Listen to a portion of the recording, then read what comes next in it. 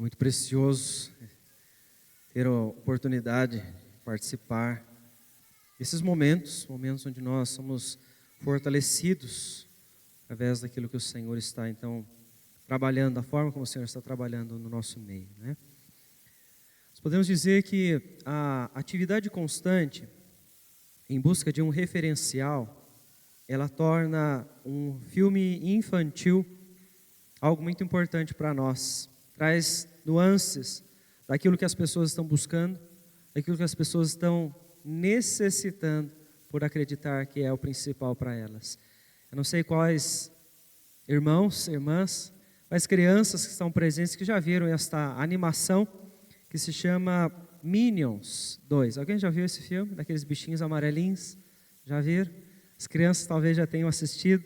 O segundo filme deste fala sobre a origem de Gru. Eu quero trazer um pouquinho do que é essa história para a gente poder pensar no que é que ele está ensinando, que as pessoas buscam, como eu mencionei. Este filme ele traz, então, logo no início, esses personagens que são tão animados, né, caricatos, tem toda uma questão lúdica por trás deles, eles fazem muitas graças, mas esses personagens, eles estão atrás de alguém, de um referencial.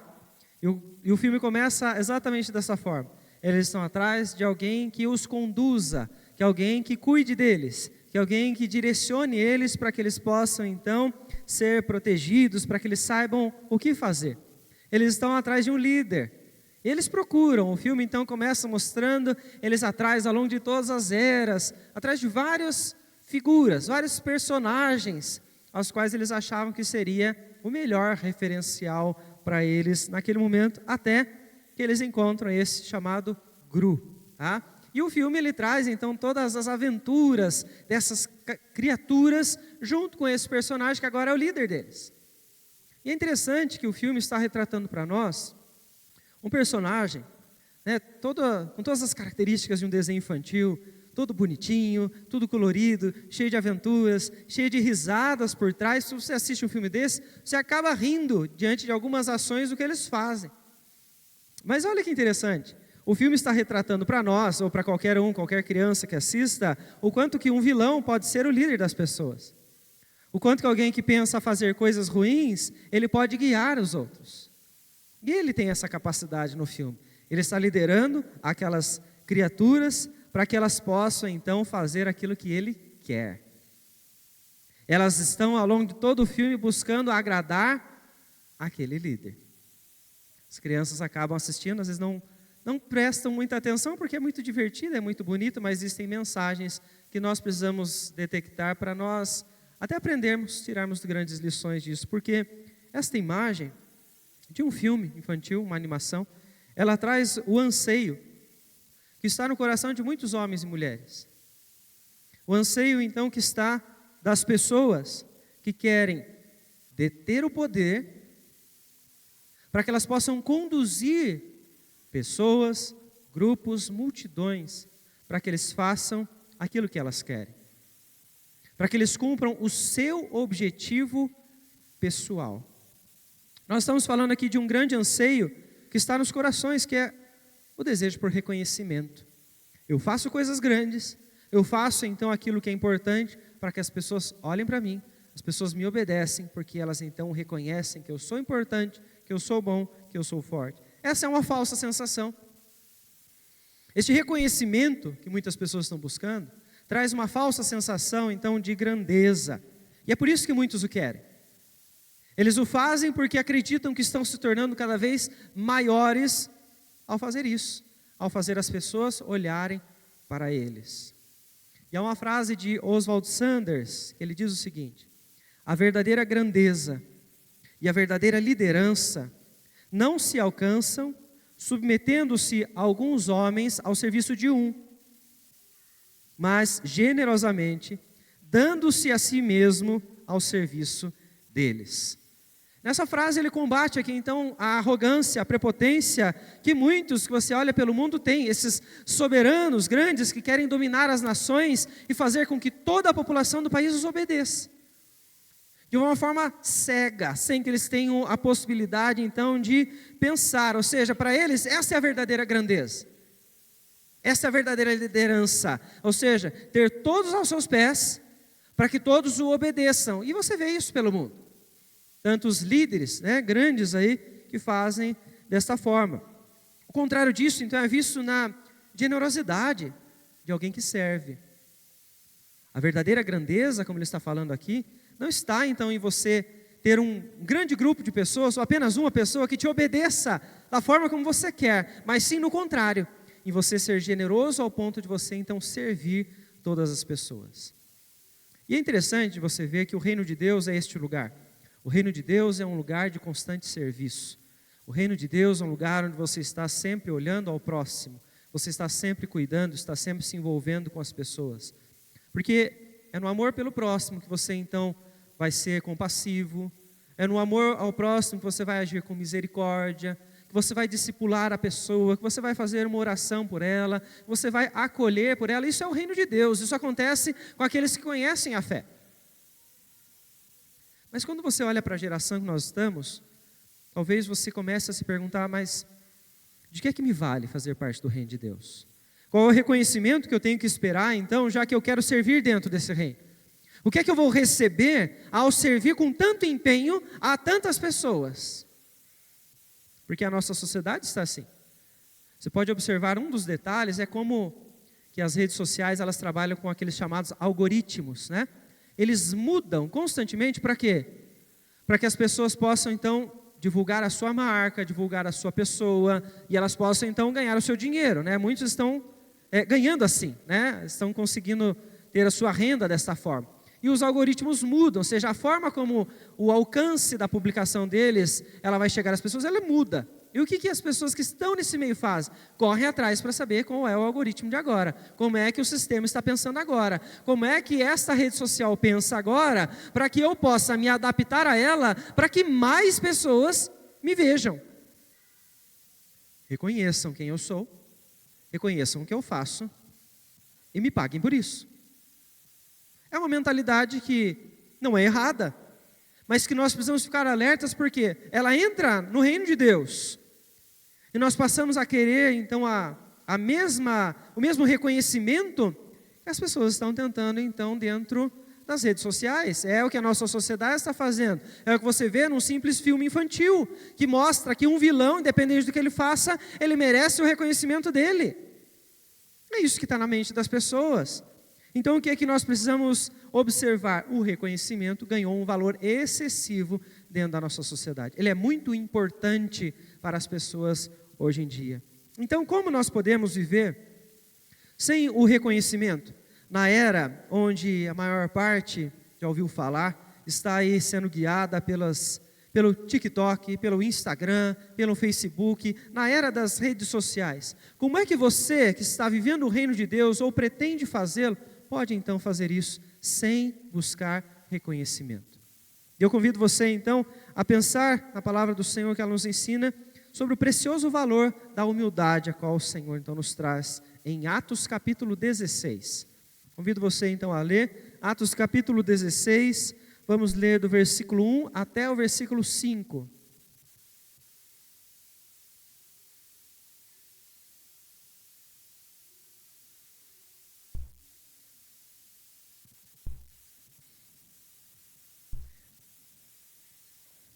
Atos capítulo 16, do versículo 1 ao versículo 5, diz então o seguinte, a palavra do Senhor. Chegou também a Derbe e a Listra. Havia ali um discípulo chamado Timóteo, filho de uma judia crente, mas de pai grego. Dele davam bom testemunho os irmãos em Listra e Icônio. Quis Paulo que ele fosse em sua companhia e por isso circuncidou-o por causa dos judeus daqueles lugares, pois todos sabiam que seu pai era grego. Ao passar pelas cidades, entregavam aos irmãos para que as observassem as decisões tomadas pelos apóstolos e presbíteros de Jerusalém. Assim, as igrejas eram fortalecidas na fé e dia a dia aumentavam em número. Vamos orar mais uma vez? Senhor, em nome de Jesus, nós clamamos a Ti, a direção do Senhor, pelo Teu Espírito, as nossas mentes, os nossos pensamentos, para compreendermos a verdade do Senhor. Pedimos que o Senhor fale ao nosso coração, Que o Senhor nos desperte para vivermos a Tua vontade, para podermos servir ao Senhor em todos os momentos. Em nome de Jesus que nós oramos e já agradecemos a Ti. Amém, Senhor Deus. Irmãos, nós falando de reconhecimento, esse desejo de reconhecimento, ele também estava presente então na época de Paulo, na época de Timóteo. Por quê? Porque você observa a maneira como as pessoas na sociedade elas viviam, né? Você tinha ali então aqueles mais famosos, os mais conhecidos, eram os grandes filósofos da época. Na sociedade greco-romana, você tem ali, surgindo na história, grandes nomes que se tornaram então célebres e são conhecidos até hoje, são usados até hoje em muitos assuntos como referencial. Então, chegar a um patamar desse, chegar a ser uma pessoa como essa, era adquirir então o reconhecimento na sociedade. Então, de certa forma, isso estava também implícito na mente, no coração daquelas pessoas que estavam ali vivendo juntamente com Paulo, juntamente com Timóteo. E como então compreender o valor da humildade numa sociedade como essa? Num cenário exatamente como esse? Porque como vemos hoje, jovens, adolescentes, adultos, eles estão dispostos a ultrapassar quaisquer limites para que eles possam se tornar grandes, ter grandes visualizações, ou seja, ser reconhecidos pelo maior número de pessoas que possam vê-los, que possam ouvir as suas histórias. Estamos então todos lutando contra a falsa sensação de grandeza obtida neste desejo. O texto fala para nós então destes dois homens, de uma caminhada que se inicia, quando você então observa logo no começo. Chegou também a Derbe e Listra. Estamos falando então de uma viagem missionária que o apóstolo Paulo está fazendo. A segunda delas, ele está aqui então caminhando pelas cidades para levar o evangelho sobre Cristo Jesus. E quando ele chega então a esta cidade onde está este jovem, ele se depara com um cenário. Isso é muito importante de nós então destacarmos aqui. E veja o que o texto nos diz. Havia ali um discípulo chamado Timóteo, filho de uma judia crente, mas de pai grego. Este jovem, ele é capaz de contrariar aquilo que acontece no seu tempo. Porque o desejo de reconhecimento estava ali presente naquela sociedade, mas Timóteo ele consegue ir contra isso. É interessante então que o texto fala para nós da maneira como a sua família era então composta. Ele tinha duas vertentes de ensino dentro de casa. Uma mãe judia, crente, ou seja, alguém que viveu no judaísmo, teve todos os ensinos, a base então religiosa, judaica, mas que se converteu a Jesus Cristo. E também tem aqui outra vertente de ensino dentro de casa. Um pai grego. Ou seja, enquanto o pai estava sendo guiado pelas filosofias da sua época, da sociedade, dos grandes nomes, era isso que ele transmitia ao filho, era isso que ele levava como ensino para as suas posturas como marido, como esposo, como pai. A mãe não. A mãe trazia então posturas diferentes. E é sobre isso que também Paulo vai falar quando ele escreve a carta a Timóteo. Você já pôde observar em algum instante, a carta a Timóteo ele fala sobre a fé que havia na mãe e na avó deste jovem. E é interessante ver então o quanto que isso influenciou a vida dele. Elas sabiam sobre Cristo Jesus, elas ensinavam a ele sobre isso. Grandes referências. Timóteo teve referências de pessoas piedosas, pessoas que então serviram ao Senhor, mas também tinha referências dentro do seu lar de pessoas que não acreditavam em Cristo. Interessante então que este lar que está sendo dito aqui para nós, não é um lar perfeito. Não existe perfeição na família de Timóteo. O texto não está falando para nós que Timóteo, então, é um jovem que serve ao Senhor porque a sua família era perfeita e não tinha problema nenhum, porque todos serviam a Cristo Jesus e a todo tempo estavam glorificando e louvando ao Senhor. Não, não é essa a realidade dele.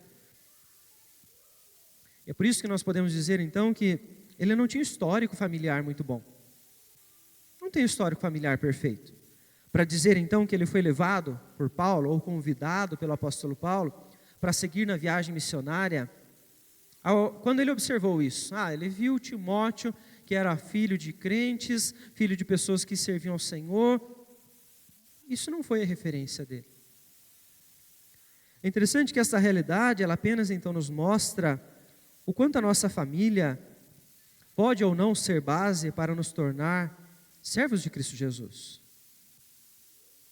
Timóteo não tinha uma referência total na sua casa. A família dele não era a família exemplar, né? Mas ele se tornou um servo de Cristo.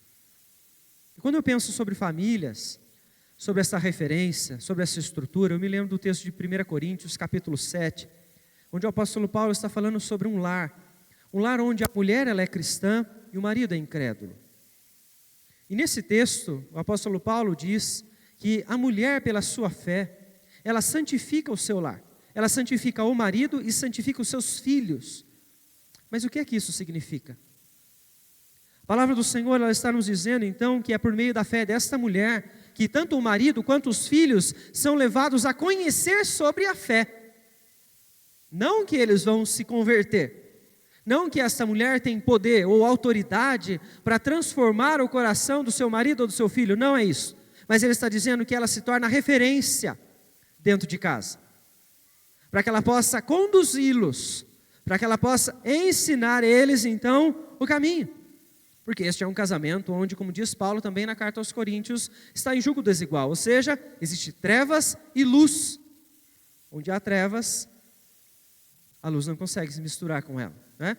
Não são compatíveis. É nesta linha que Paulo começa a dizer sobre qualquer tipo de aliança que é feita entre essas duas partes. Ele está falando disso.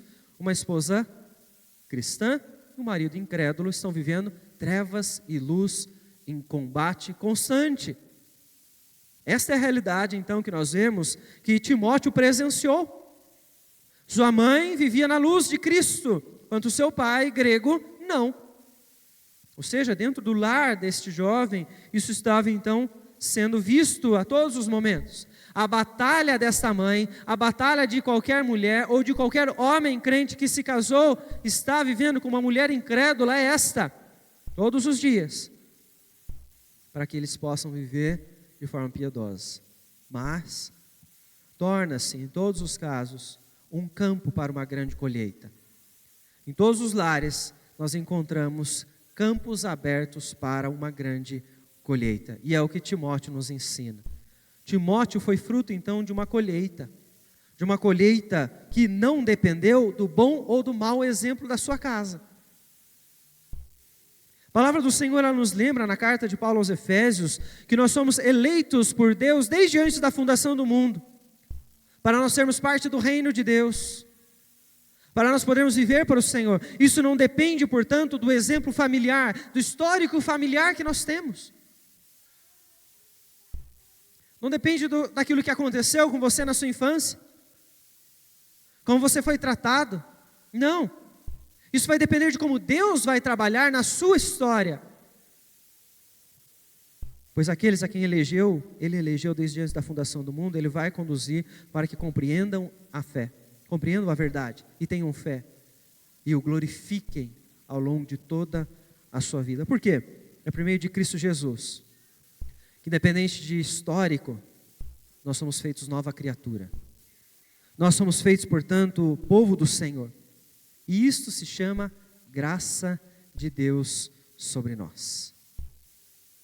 O que é importante aqui é que nós estamos falando sobre humildade, porque quando eu olho para o histórico familiar de qualquer um de nós, e eu recordo que não é isso que me fez estar aqui, que me fez ter fé, que me fez viver com o Senhor, eu tenho que me lembrar a cada instante que a minha salvação, a sua salvação vem apenas pela fé. Porque Deus nos ensina o precioso valor da humildade, quando basta nós crermos em Cristo Jesus para nós sermos salvos. Nada do que você tenha você pode oferecer para alcançar a sua salvação. É apenas por Cristo Jesus. Timóteo entendeu isso.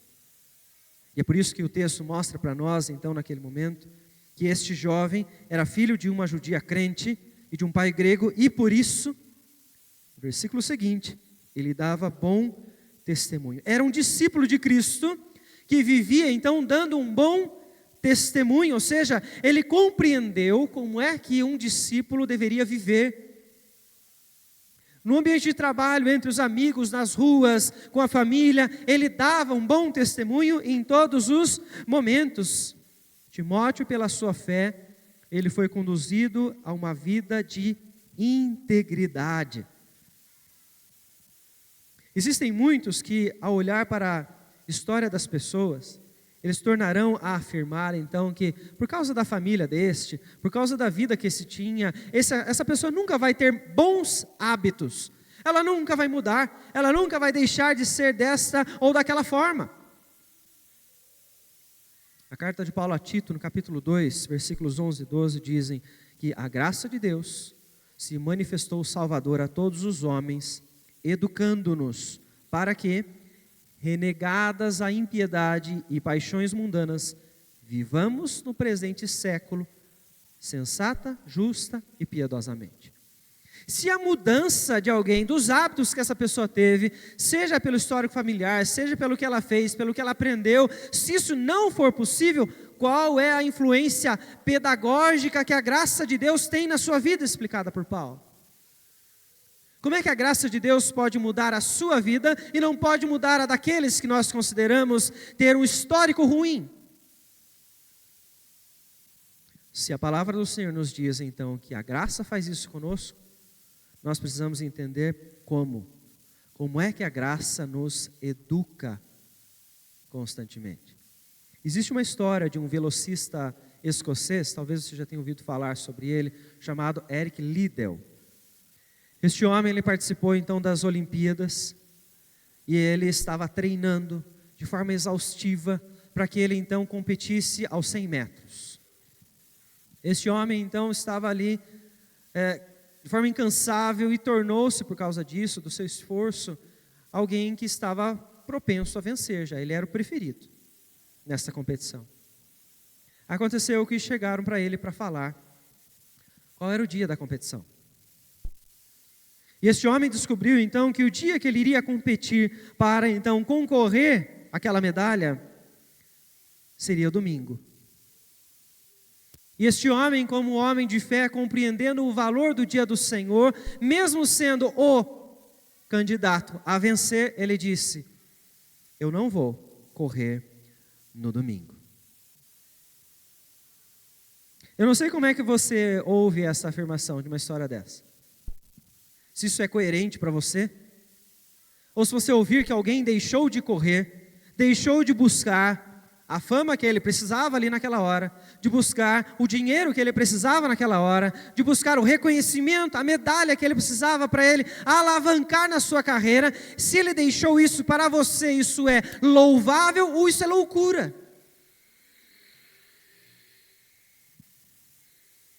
Porque este homem, então, ele acabou recebendo uma outra proposta, porque eles entenderam aquilo que ele estava pensando, eles entenderam a fé desse homem. Eles falaram: vai ter uma outra corrida, não de 100 metros, mas de 400. Você não quer competir?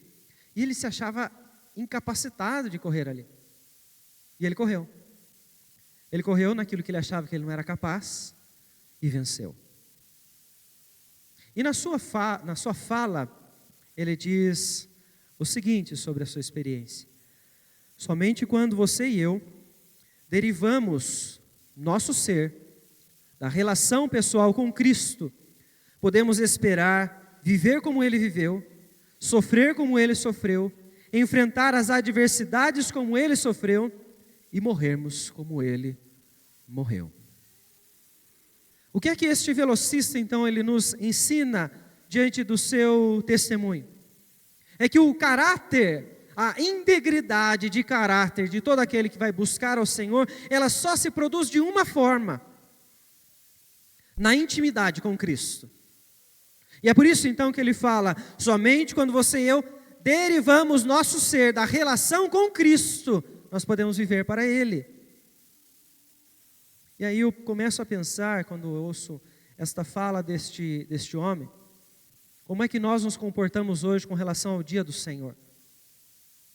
Ou vamos expandir isso: como é que a igreja hoje se comporta quando ela pensa no valor do dia do Senhor?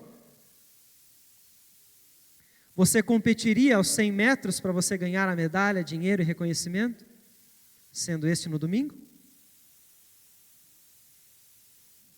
Quando nós, por menos que isso, já estamos deixando o privilégio de cultuar ao Senhor.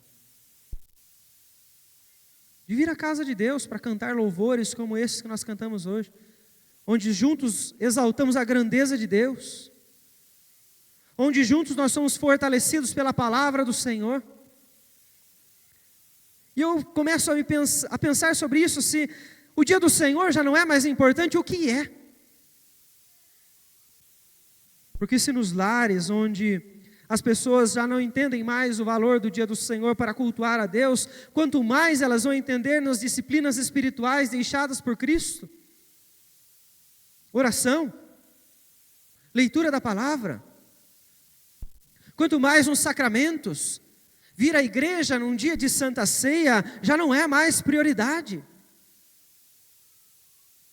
Olhe para a história e veja como a igreja reagia, pelo menos ao culto onde iria ser ministrada a ceia do Senhor. Transbordava de pessoas. Hoje nós negociamos. Hoje nós temos viagens, nós temos festas, nós temos família, nós tudo deixamos em primeiro lugar. E como é que nós esperamos colher integridade de caráter se a nossa prioridade não é Cristo Jesus? Nós precisamos pensar sobre isso, irmãos. Porque era isso que Timóteo estava vivendo lá. Veja que não depende da família dele. Depende da graça de Deus, aquilo que ele está vivendo agora. Um discípulo do Senhor que está dando um bom testemunho. E eu me pergunto, se nos lares não existe essa prioridade, será que os lares dos cristãos de hoje vivem em paz? Se Cristo não é a prioridade nos seus corações, se eles não vivem em paz, onde está o bom testemunho da igreja nos nossos dias? Nós precisamos nos preocupar com isso, porque nós refletimos a imagem de Cristo onde nós passamos. E a questão é, por onde você tem que recomeçar? O que é que nós precisamos corrigir? E aqui é algo muito simples que a palavra nos mostra. Volte ao Evangelho. A graça de Deus se manifestou Salvador a todos os homens, educando-nos para que, renegadas as paixões mundanas, vivamos de forma piedosa neste tempo. Como é que a graça de Deus nos educa? Através do Evangelho.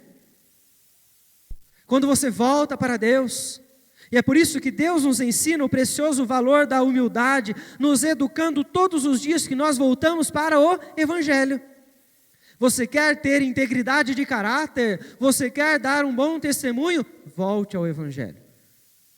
Não há nada mais que pode transformar o seu coração, a não ser o próprio Deus. E é por isso que nós vemos então Paulo ver este jovem que está indo contra a sua geração, contra os desafios do seu tempo, que era ser reconhecido como um grande jovem. Ele poderia ter ido para essa vertente, mas ele está vendo um discípulo de Cristo Jesus, dando um bom testemunho nessa cidade, e o texto nos diz, Paulo quis que ele fosse com ele. Paulo chama Timóteo para caminhar junto com ele no serviço do reino de Deus. É um jovem dando um bom testemunho. Este aqui vai me auxiliar, vai ser um grande cooperador no reino, porque ele está então aqui vivendo para o Senhor. E o que acontece com Timóteo no versículo 3? Ele passa então pela circuncisão. Todos sabiam que Timóteo então era filho de grego, de um pai grego, de uma mãe judia. E Paulo então orienta Timóteo para que ele passe pela circuncisão. Interessante essa postura de Paulo nesse momento, porque a mesma postura que ele está trazendo aqui agora, ela está sendo refletida depois naquilo que eles estão levando às igrejas. Junto com Paulo, Timóteo está levando a decisão dos apóstolos e dos presbíteros de Jerusalém para as outras igrejas. Que decisão era essa? A circuncisão não é necessária para a salvação. Parece uma contradição. Mas o que é que Paulo está fazendo nesse momento? Ele está levando então Timóteo a mudar um comportamento, mudar uma questão, um detalhe nele, para que ele possa se achegar aos judeus, levar a eles o Evangelho de Cristo, para que ele possa servir, não para que este jovem levasse isso como algo necessário para a sua própria salvação. Mas ele só pode fazer isso porque ele está vivendo de perto com Timóteo. Ele caminha todos os dias com esse jovem. E ele mostra isso na segunda carta que ele escreve no capítulo 3. Ele diz: você está me seguindo de perto. Você sabe muito bem o meu ensino, porque você está comigo todos os dias. Você está vendo como é que eu amo, como é que eu aconselho, como é que eu vivo com as pessoas, como é que eu sofro pelo Evangelho. Você está vendo tudo. Paulo e Timóteo estavam caminhando juntos. E por isso, então, ele é capaz agora de direcionar Timóteo desta forma, para que eles possam continuar a caminhada. Timóteo tinha um homem, um referencial, dentro daquela igreja, para que ele pudesse olhar e dizer: eu vou seguir dessa forma, está certo. Paulo está fazendo certo. Paulo está vivendo para Cristo. Paulo está disposto a servir ao Senhor até para sofrer com algemas, se for preciso. Este é o exemplo que eu vou seguir. E a minha pergunta para a igreja nesta noite é: onde estão as referências na igreja para que a nova geração possa olhar para elas? Onde estão os homens dispostos a servir? Assim como Paulo estava disposto a sofrer com as algemas por causa de Cristo Jesus, onde estão os homens da nossa geração que vão servir de exemplo para os novos? Timóteo tinha alguém para seguir. Alguém que dizia: olhe para mim porque eu sou imitador de Cristo. Nós precisamos pensar onde é que estão as pessoas dispostas a se entregar por amor a Cristo na obra. Timóteo observou aquela orientação, seguiu a orientação daquela forma, porque o apóstolo Paulo mesmo, na carta aos Coríntios, ele então diz: eu me fiz judeu para com os judeus, gentio para com os gentios, grego para com os gregos. O que é que Paulo está ensinando aqui? Ele está ensinando que nós precisamos aprender a dialogar com as pessoas, a ouvir as pessoas, a estar com elas em todos os momentos, para nós então podermos levar o Evangelho para elas. Eu tenho que entender quem elas são, para que no meio delas eu possa falar algo que elas possam entender. E foi isso que Paulo fez então ao longo de todo o seu ministério, foi isso que Timóteo fez em todos os instantes, quando ele estava então na cidade de Éfeso. E qual o resultado? O texto traz isso para nós. O que é que acontece com a igreja quando ela se comporta dessa forma? Versículo de número 5. Assim as igrejas eram fortalecidas na fé e dia a dia aumentavam em número. Deus nos ensina o precioso valor da humildade quando nós servimos. E não existe maior exemplo daquele que serviu senão o nosso grande mestre, Cristo Jesus, que abriu mão de sua glória, como diz Paulo aos Filipenses, para se fazer em forma humana, para servir a morte de cruz.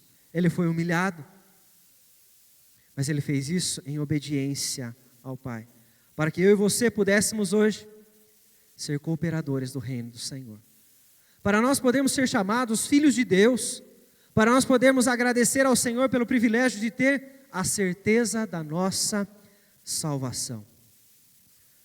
E adiante então deste texto, que eu refaço a pergunta que eu fiz no começo. Olhando todo esse cenário, toda essa vida de Timóteo com Paulo, eu me pergunto: qual o reconhecimento devem esperar aqueles então que desejam servir no reino de Deus? Qual o reconhecimento que você que está se preparando para estar junto num trabalho dentro da igreja para o Senhor em qualquer ambiente, o que é que você deve esperar disso?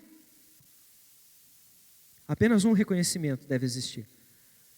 O reconhecimento de Cristo Jesus é Senhor e Salvador. Que toda a glória seja para Ele e nunca para nós. Se em algum momento você buscou um serviço dentro da igreja, no reino de Deus, como uma janela para o seu reconhecimento, volte ao Evangelho. Volte a Cristo Jesus, porque não foi para isso que Ele nos chamou. Questione quais são as feridas que estão na sua alma, que estão te levando a agir dessa forma. Porque você está fazendo isso por algum motivo. Existe algo que você quer preencher, que você está tentando preencher neste desejo por reconhecimento. No anseio que está dentro do seu coração, que está brotando nesses momentos que parece até algo muito piedoso. Mas não é. Volte ao Evangelho.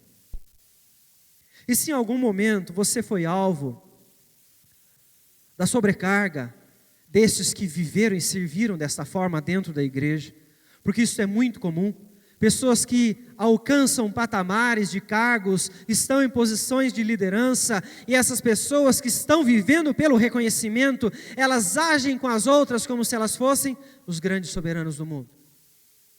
Elas colocam cargas e mais cargas em cima dessas pessoas.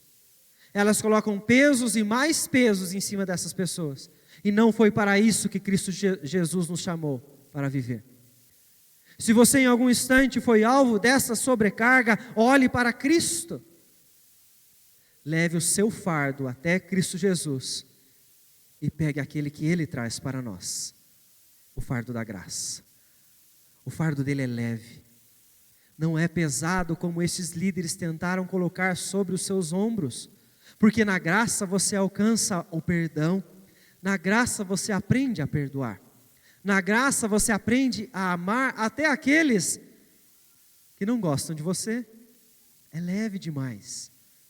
É pela graça que você aprende, então, a viver novamente. É pela graça que você aprende o que é unidade, o que é família, o que é cooperação no reino de Deus. Busquem, então, de toda forma, a verdadeira grandeza. O verdadeiro serviço ao Senhor, o serviço ao próximo por amor a Cristo Jesus. Que em todos os momentos você possa se encontrar nesta posição, aos pés de Cristo Jesus. Lembrando que é Ele quem vai direcionar o seu coração para te tratar, é Ele quem vai aliviar a sua carga, para que você fique cada vez mais leve, feliz. Aproveite a vida, aproveite o serviço que você desempenha, porque você faz isso para a glória dele. Convido você a se colocar em pé neste momento, convido o grupo de louvor que venha